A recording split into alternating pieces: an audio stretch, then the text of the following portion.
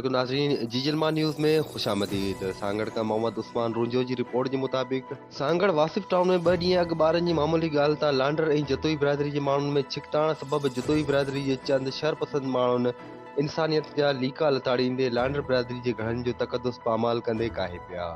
जॾहिं त लांडर बिरादरी जे माण्हुनि पारां मज़म्मत करण ते जतोई बिरादरी जे माण्हुनि हसन अली लांडर, ज़ाहिद लांडर, दाऊद लांडर मथां ॾमिरिजी पिया। उन ते तेज़ धार आलनि समेत लठियुनि सरोटनि सां सिधा वार करे सख़्त ज़ख़्मी करे छॾियो, जिन खे गणती जोगी हालत में सिविल अस्पताल सांगड़ मुंतकिल कयो वियो, जॾहिं त दाऊद ऐं हसन अली जी हालत नाज़ुक ॿुधाई पई वञे, जिन खे सांगड़ सिविल अस्पताल पारां सिविल अस्पताल हैदराबाद मुंतकिल कयो वियो।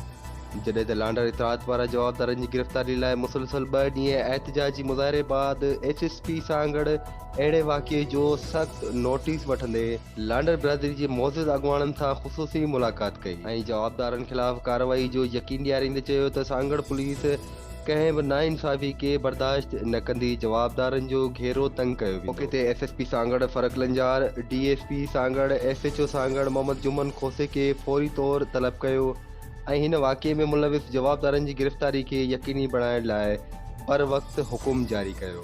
उन मौक़े ते लांडर इताद जा अॻुवाण, जंहिंमें चेयरमैन लांडर इताद Fazlullah Landar, Hasan Landar, Abdul Sattar Landar, Sain Mohammad Sharif Landar, Asghar Landar, Karim Bakhsh Landar, central chairman United Human Rights Council Organization of Pakistan, CEO HBS news जीजलमा न्यूज़ जे बानी हुसैन बख्श सिंधी चयो त लांडर बिरादरी जे माण्हुनि ते वहशियाणो तशद्दुद इंतहाई अफ़सोस जोॻो अमल आहे, जेको बर्दाश्त करण जोॻो अमल न आहे। जॾहिं त लांडर बिरादरी पारां भरपूर नमूने पंहिंजो किरदारु अदा कयो वियो आहे। लांडर बिरादरी जे एहतिजाज समेत मुस्तकिल मिज़ाजी कारण अॼु सांगड़ पुलिस हरकत में अची वई ऐं कार्रवाई जो यकीन पिणु ॾियारियो।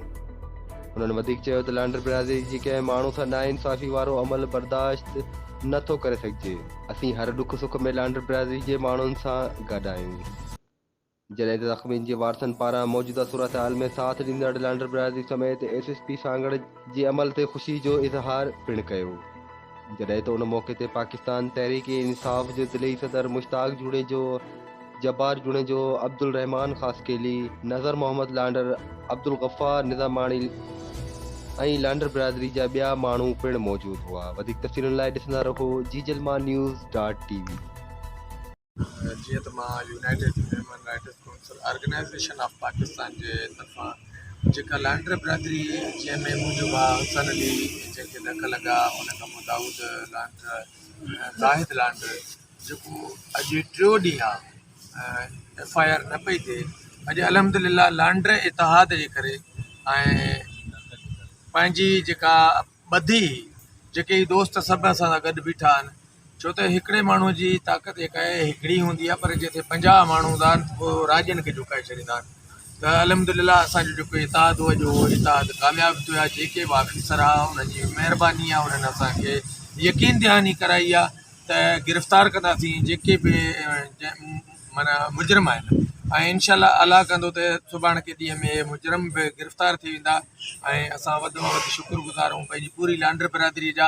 ऐं अॻिते बि असांखे इहा ई उमेदु आहे त हीअ जेके बि असांजी क़ौम आहे, कंहिंसां बि थिए, चाहे मूंसां थिए, चाहे कंहिं बि भाउ सां थिए, त सभु पाण में मुतफ़िक़ थी उनजो साथ ॾींदासीं। बिस्मिल्लाहिर्रहमानिर्रहीम। अस्सलाम वालेकुम।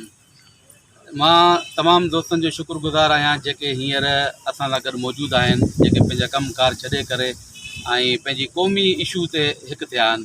ऐं मां तमामु दोस्तनि खे सभ खां पहिरियों इहो ॿुधाईंदो हलां त असांजी लांडर क़ौम जेका आहे हिकु अमन पसंदि क़ौम आहे। असांजी क़ौम कॾहिं बि अहिड़ो क़दम न आहे खणो जंहिंसां को फितनू फ़साद पैदा थिए, लेकिन असां सां हमेशह ॿियुनि क़ौमुनि जेको आहे हमेशह नाइंसाफ़ियूं नाजाइज़ियूं असां सां कंदा आया आहिनि, लेकिन उन जे बावजूदि बि असां सबर जो मुज़ाहिरो कंदा आहियूं।